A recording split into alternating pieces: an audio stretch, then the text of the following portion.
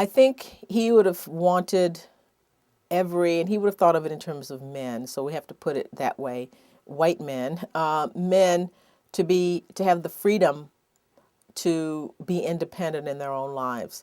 And what that meant to him was that people could have land and people would have farms and they would not be beholden to wages from other people who he would say would be exploitative of them.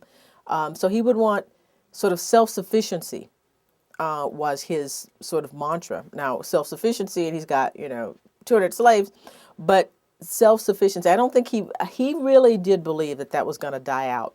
Now, he never had any way of saying how it was going to die out, but he thought slavery was this sort of retrogressive system. You know how you think people, it will wither away at some point without any clear vision of how that was actually going to happen. But what he wanted was self-sufficiency for the Americans to spread out west from sea to shining sea, maybe hook up with Canada and South America in some sort of union really against Europe, because he saw European influence as a baleful influence on America.